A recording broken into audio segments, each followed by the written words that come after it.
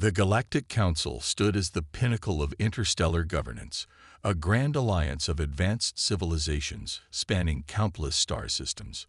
For millennia, they had maintained order across the cosmos, guiding the development of younger races and mediating conflicts between spacefaring species.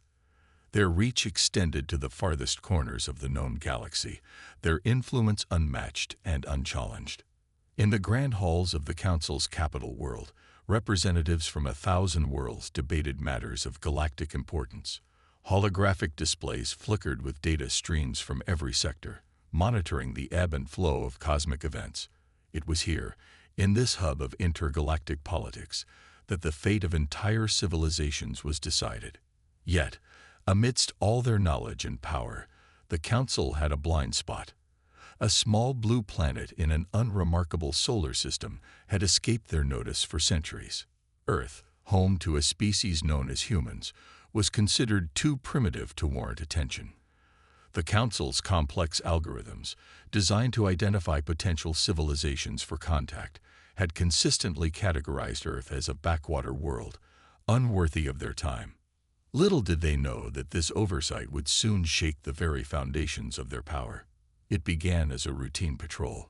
The GCS Starblade, one of the Council's most advanced warships, was tasked with a sweep of an often neglected sector. Captain Zorn, a veteran of countless peacekeeping missions, stood on the bridge, his 4 eyes scanning the holographic star charts with practiced ease. Another uneventful patrol, he muttered to his second-in-command, a serpentine creature named Sis. Sometimes I wonder why we even bother with this sector. Sis's forked tongue flicked out, tasting the recycled air of the ship. Protocol. Sir, every sector must be monitored, no matter how insignificant. As if in response to their conversation, an alarm blared. The ship's AI spoke in a calm, melodious voice. Anomaly detected in Sector 8473. Unknown energy signatures consistent with early warp technology experiments. Captain Zorn's eyes widened. Impossible. There are no spacefaring races in that sector. The holographic display zoomed in, revealing a familiar solar system. At its heart, a yellow star, and orbiting it, a small blue planet.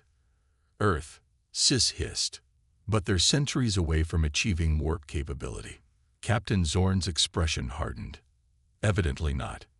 This changes everything. If they're experimenting with warp technology, they've advanced far more rapidly than our models predicted. The implications were staggering. A species achieving faster than light travel independently, without the guidance of the Council, was unprecedented. It posed a potential threat to the carefully maintained balance of power in the galaxy. Set a course for Earth, Captain Zorn ordered. We need to assess the situation firsthand. As the Starblade altered its course, information about Earth began flooding their databases. The Council's vast network of sensors, previously ignoring the planet, now focused their full attention on it. What they found alarmed them. Humans, it seemed, were a paradox, capable of both great kindness and terrible cruelty. Their history was a tapestry of conflicts and cooperation. They had split the atom, walked on their moon, and were now on the brink of cracking the secrets of faster-than-light travel. All this, despite never having been contacted by an alien civilization. They're advancing too quickly, Sis observed. Without proper guidance, they could become a danger to themselves and others. Captain Zorn nodded grimly. Which is why we're here. We'll assess their capabilities and decide on the appropriate course of action. As the Starblade entered Earth's solar system, tension filled the bridge.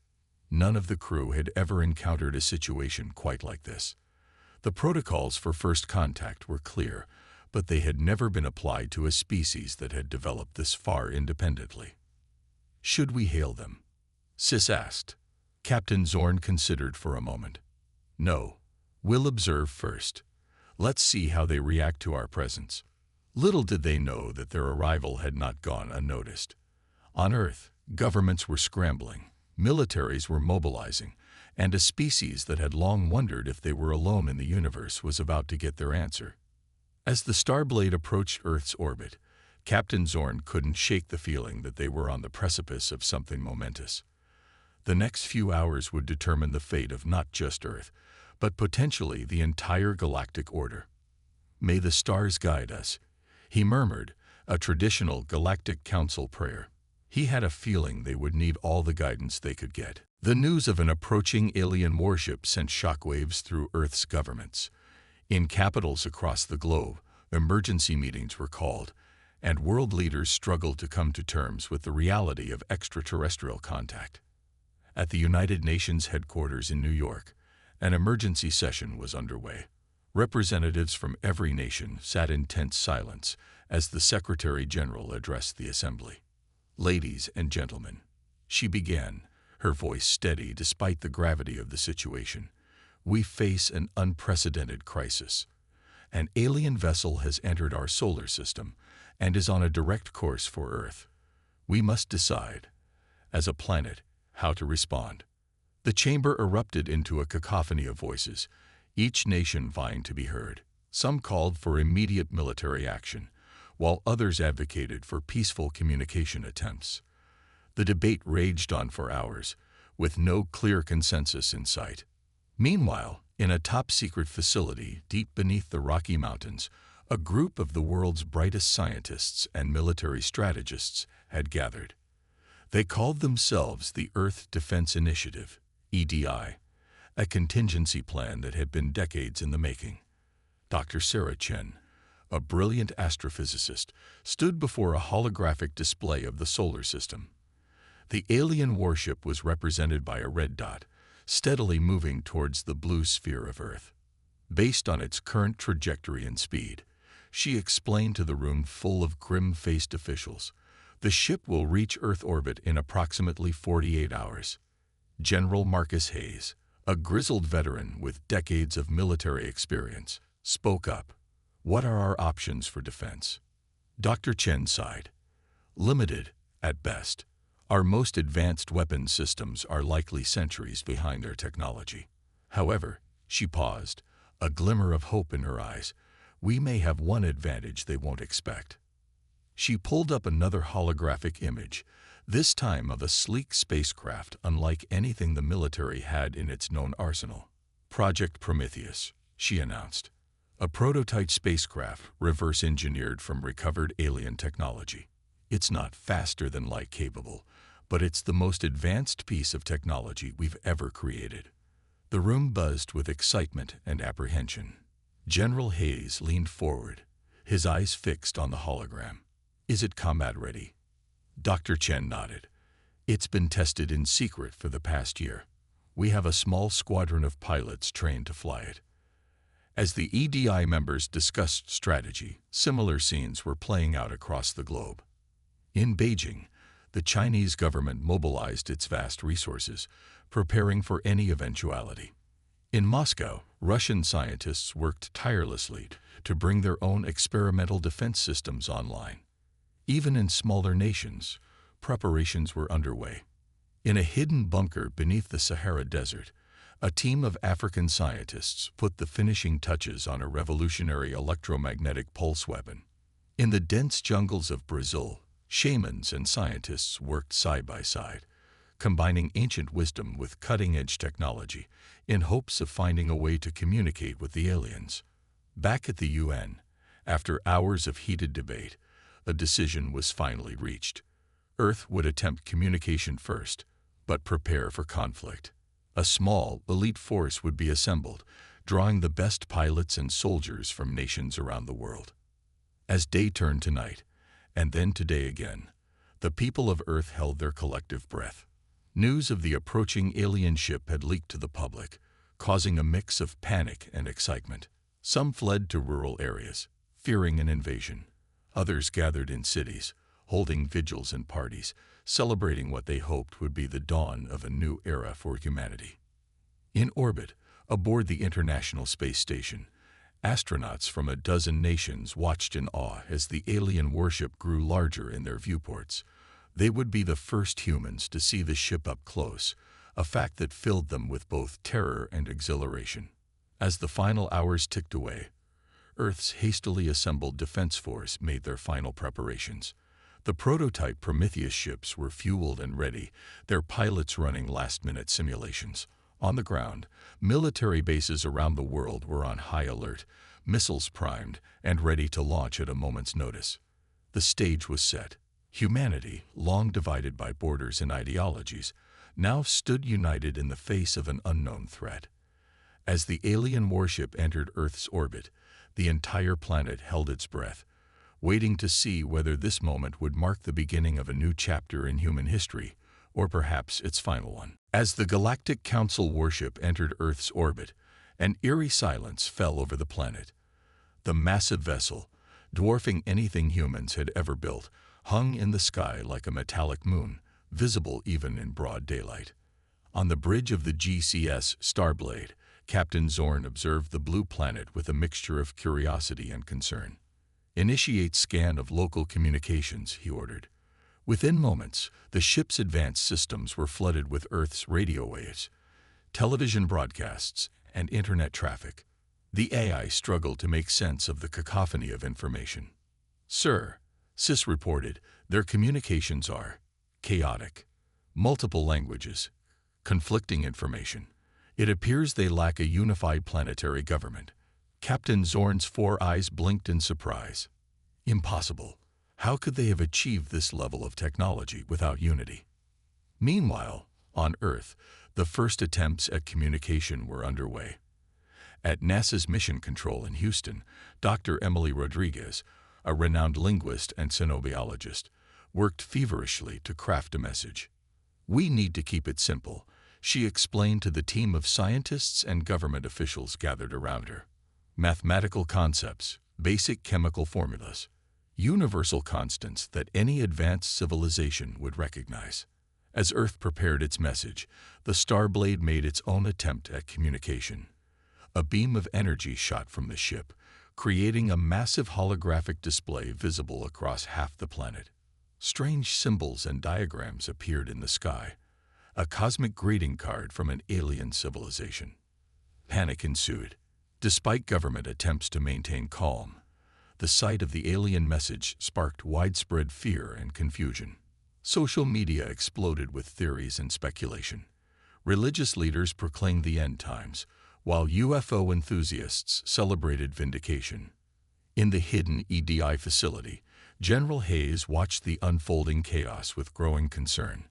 "We need to respond now," he growled, "before this situation spirals out of control." Dr. Chen nodded in agreement. "The message we've prepared is ready, but there's no guarantee they'll understand it, or that they'll respond peacefully. It's a risk we have to take," the general replied. With a nod to the communications officer, he gave the order. "Send the message." High above the Earth, a powerful radio signal beamed towards the alien ship. It carried a carefully crafted sequence of prime numbers, followed by simple diagrams representing the structure of hydrogen atoms, and finally, a basic representation of the human form. On the Starblade, the message caused a flurry of activity. "We're receiving a response," Sis exclaimed. Captain Zorn leaned forward eagerly. "Analyze it. What are they saying?" The ship's AI worked to decipher the message. "It appears to be an attempt at establishing basic communication, sir. They're using universal scientific concepts as a foundation. Intelligent," Zorn mused, "but primitive. Their method of communication is centuries behind ours." He pondered for a moment before making a decision. "Prepare a landing party. We'll attempt direct contact."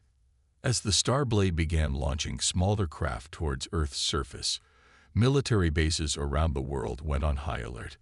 Fighters were scrambled, missile systems activated. In the White House Situation Room, the President of the United States faced the most critical decision of her career. "We can't risk firing the first shot," she declared, "but we must be prepared for any eventuality." Similar discussions were happening in capitals across the globe. The fate of humanity hung in the balance, with every nation acutely aware that a single misstep could lead to disaster. As the alien landing craft descended through Earth's atmosphere, the world watched with bated breath. News helicopters circled at a safe distance, broadcasting live footage to billions of viewers. The chosen landing site was a remote desert in the southwestern United States. As the sleek, otherworldly vessels touched down, kicking up clouds of dust, a tense standoff began. A line of human military vehicles formed a perimeter around the landing zone, while overhead, squadrons of fighter jets stood ready. From the lead alien craft, a hatch opened. A figure emerged, tall, alien, unmistakably not of this world. It raised its four arms in what it hoped would be seen as a universal gesture of peace. In that moment, two vastly different civilizations stood face to face for the first time. The next few minutes would determine the course of history for both species. Would it be peace or conflict? Understanding or misunderstanding? The fate of Earth, and perhaps the entire galaxy, hung in the balance. The tension in the air was palpable as the alien figure stood motionless, its four arms still raised in a gesture of peace. For several long moments, neither side moved. The only sound was the whirring of news helicopter blades and the low hum emanating from the alien craft. Suddenly, a gust of wind kicked up a cloud of dust, momentarily obscuring the view. A nervous soldier, startled by the sudden movement, accidentally squeezed the trigger of his rifle. The sharp crack of gunfire shattered the silence. Time seemed to stand still. The alien diplomat's eyes widened in shock, a bright blue liquid seeping from a wound in its torso. In an instant, the peaceful first contact turned into chaos. The alien security detail reacted swiftly, deploying energy shields around their wounded comrade. From the Starblade in orbit, Captain Zorn watched in horror as the situation spiraled out of control. Defensive measures only. He barked into the communication system. Do not engage unless absolutely necessary. But it was too late. The human military, interpreting the aliens' defensive actions as aggression, opened fire. Bullets pinged harmlessly off the energy shields, while the aliens responded with non-lethal energy pulses that sent human soldiers flying backward. In the skies above, Earth's fighter jets roared into action. They streaked towards the Starblade, missiles armed and ready. Captain Zorn, still hoping to salvage the situation, ordered evasive maneuvers but prohibited any offensive actions.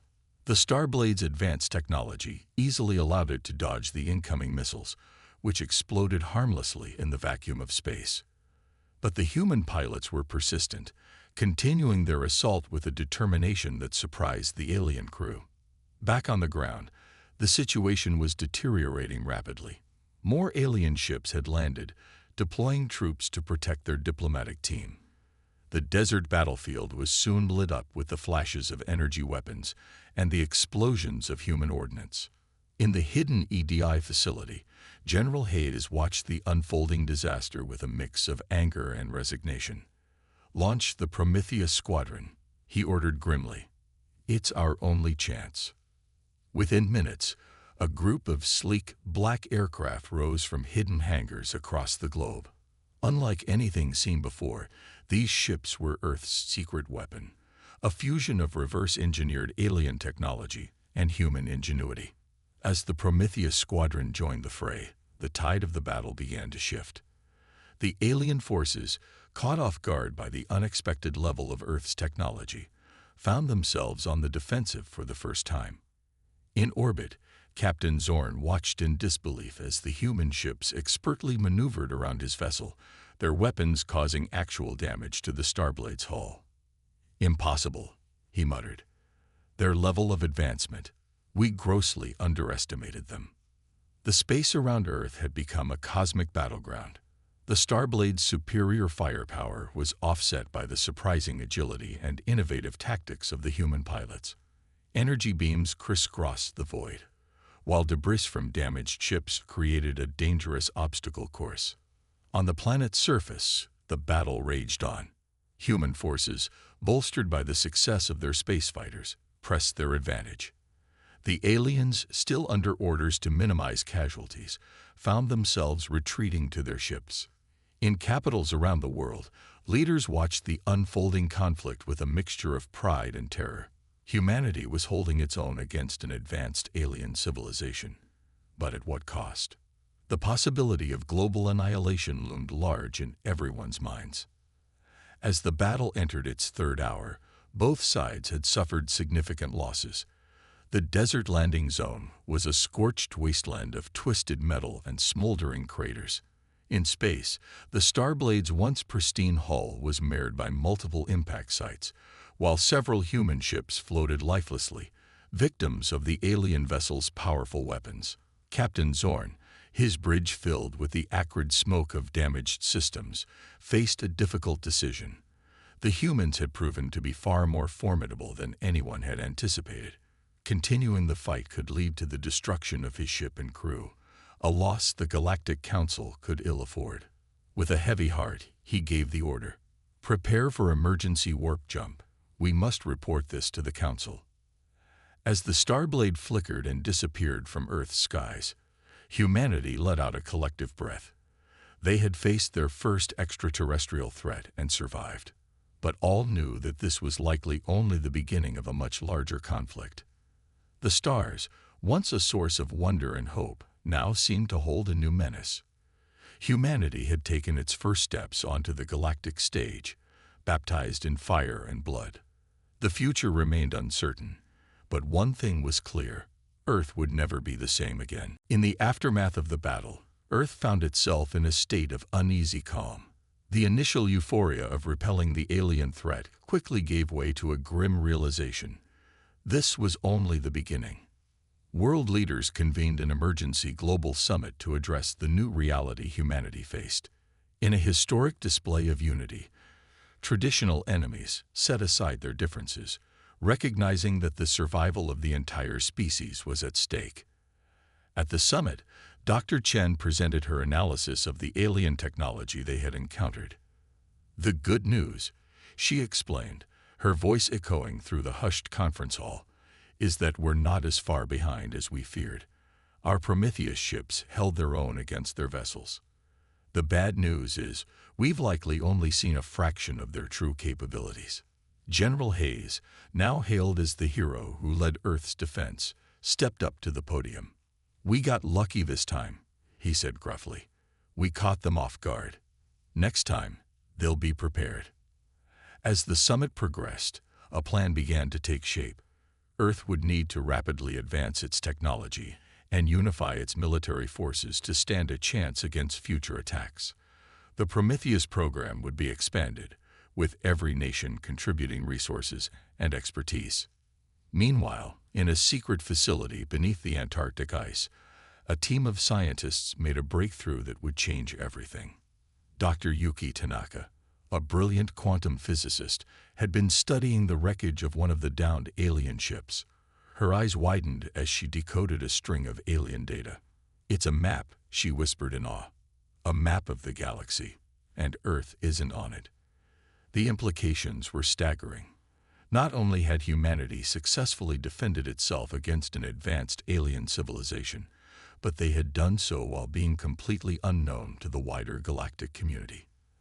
As news of this discovery spread among world leaders, a daring plan was formed. Earth would use its anonymity to its advantage.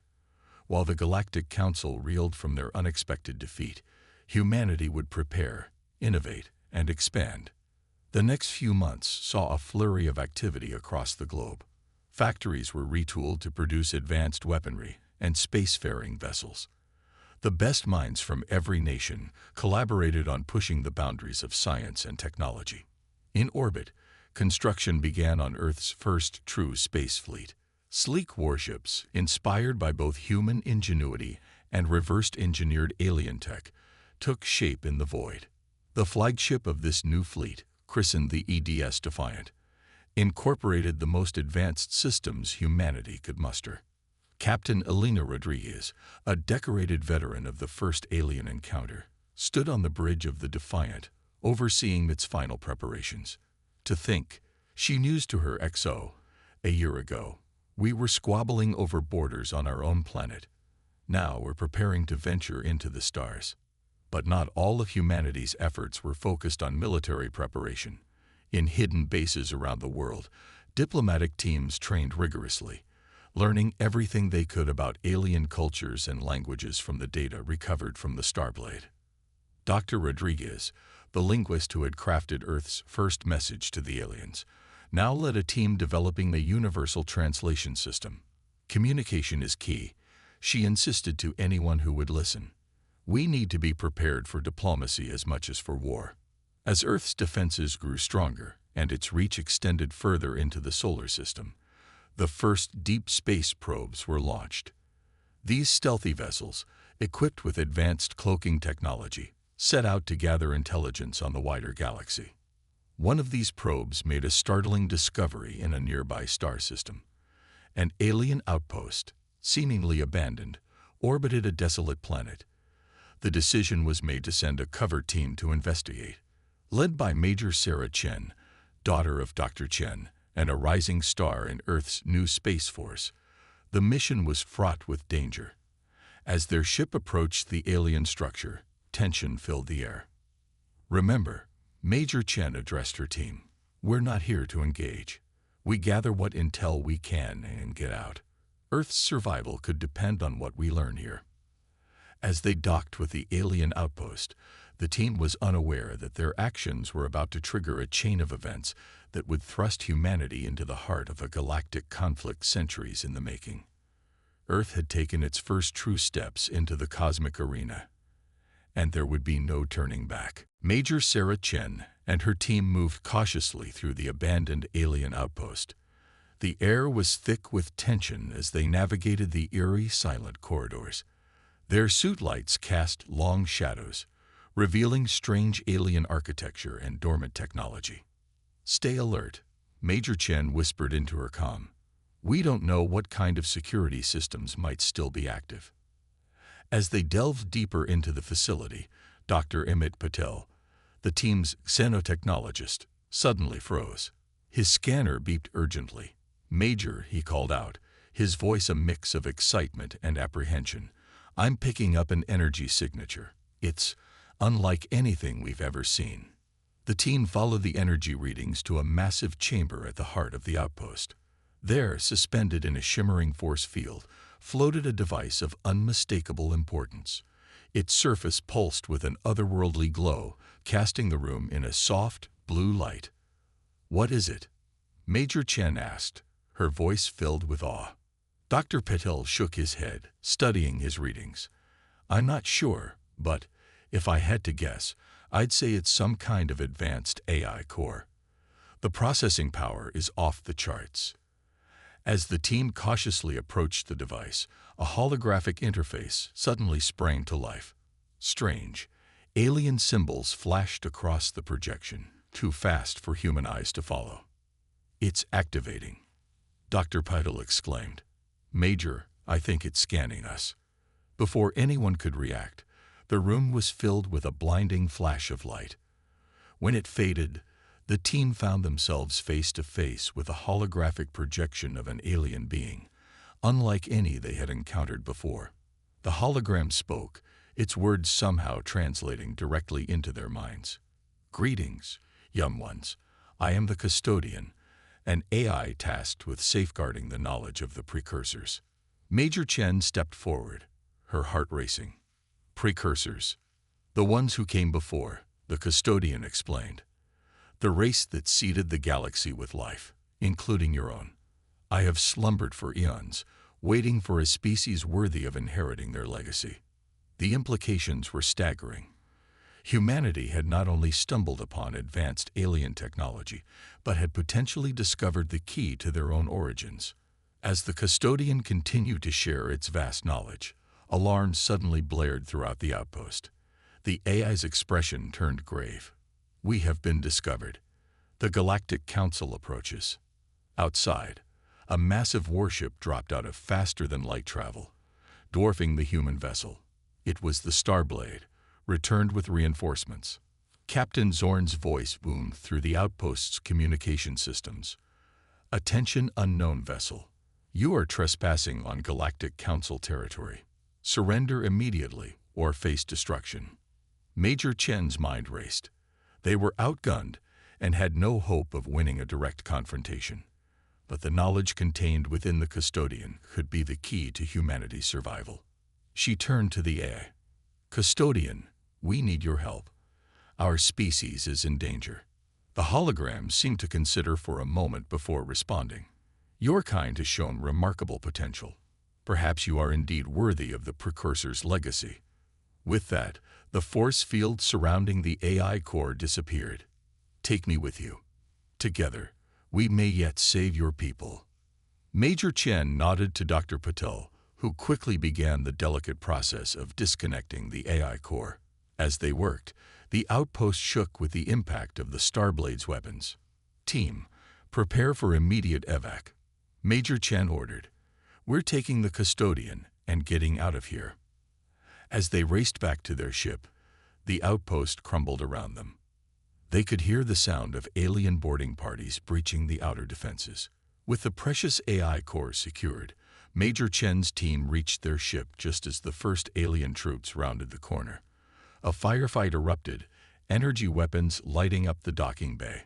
"Get us out of here," Major Chen yelled to her pilot as she laid down covering fire. The human ship detached from the outpost, engines flaring to life. As they accelerated away, the Starblade loomed before them, its weapons charging for a killing blow. But before it could fire, the custodian interfaced with the human ship's systems. Suddenly, they were enveloped in a field of shimmering energy. The Starblade's weapons fire passed harmlessly through them. "Impossible," Captain Zorn exclaimed from his bridge. "They've activated a precursor phase shield." As the human ship slipped past the Starblade's defenses, Major Chen realized that everything had changed. With the custodian's help, humanity now had a fighting chance.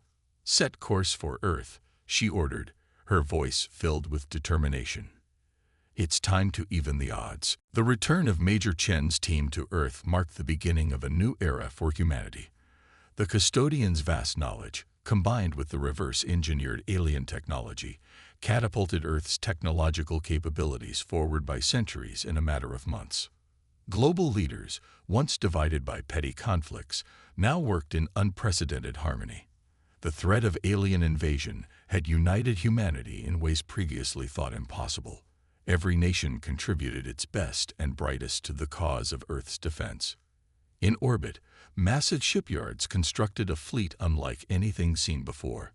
Sleek vessels, incorporating both human ingenuity and precursor technology, took shape in the void. The flagship of this new armada, the EDS Nova, stood as a testament to how far humanity had come in such a short time. Admiral Elena Rodriguez, now commander of Earth's United Space Forces, stood on the bridge of the Nova, overseeing final preparations. "To think," she mused to her XO, "just a year ago, we were struggling to repel a single alien warship. Now we stand ready to challenge the entire Galactic Council." But not all of Earth's advancements were military in nature. The custodian's knowledge had revolutionized every field of science. Clean energy became abundant, solving the climate crisis overnight. Medical breakthroughs eradicated diseases that had plagued humanity for millennia. Dr. Yuki Tanaka, now heading Earth's premier research institution, made a startling announcement. "We've cracked the secret of faster-than-light travel," she declared to a stunned audience of world leaders. "We can now traverse the galaxy as easily as our ancestors crossed oceans." As Earth prepared for its grand entrance onto the galactic stage, the Galactic Council was in turmoil. Reports of a lost precursor eye falling into the hands of an unknown species sent shockwaves through their ranks. Emergency sessions were called, fleets were mobilized. Captain Zorn, now Admiral Zorn, addressed the council. "This new species poses a threat unlike any we've faced before. They've advanced centuries in mere months. We must strike now before it's too late." But even as the council debated, Earth made its move. A diplomatic envoy, led by Dr. Emily Rodriguez, set out for the heart of Galactic Council space. Their mission: to negotiate from a position of strength and secure humanity's place among the stars. As the Earth fleet dropped out of FTL travel near the Council's capital world, alarms blared across the alien civilization. The sight of hundreds of advanced warships, seemingly appearing out of nowhere, sent panic through the Council's ranks. Admiral Rodriguez's voice boomed across all frequencies. "Attention, Galactic Council. We come seeking peace, but we are prepared for war. The choice is yours." On the Council's capital world, chaos reigned. Some called for immediate surrender, while others demanded all-out war. In the midst of this turmoil, a lone voice of reason emerged. Councillor Xan, an ancient being known for his wisdom, addressed his peers. "We stand at a crossroads," he intoned. "This new species, these humans, have done what we thought impossible. They've unlocked the secrets of the precursors. Perhaps it is time we reconsidered our place in the galaxy." As tense negotiations began, the custodian played a crucial role. Its vast knowledge of galactic history and the precursors' intentions helped bridge the gap between humans and the Council races. Days turned into weeks as discussions continued. Slowly, a new understanding began to emerge. The humans, with their unique blend of innovation and determination, brought fresh perspectives to age-old galactic problems. Finally, after what seemed like an eternity of debate, a historic agreement was reached. Earth would join the Galactic Council, not as a subject race, but as equals. Their innovative spirit and the knowledge of the precursors would help usher in a new golden age for all sentient beings. As the treaty was signed, fireworks lit up the skies of both Earth and the Council capital. Cheers echoed across the galaxy as species that had been enemies just weeks before now celebrated a new era of cooperation. Admiral Rodriguez stood on the bridge of the Nova, watching the celebrations. "We did it," she said softly.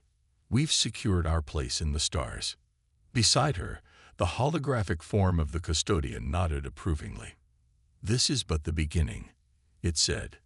"Together, we will unlock mysteries beyond imagination and face challenges that will test the very limits of sentient potential." As the celebration continued, the stars themselves seemed to shine brighter. Humanity had not only survived its trial by fire, but had emerged stronger, wiser, and ready to take its place in the grand tapestry of galactic civilization. The future, once uncertain, now held limitless possibilities.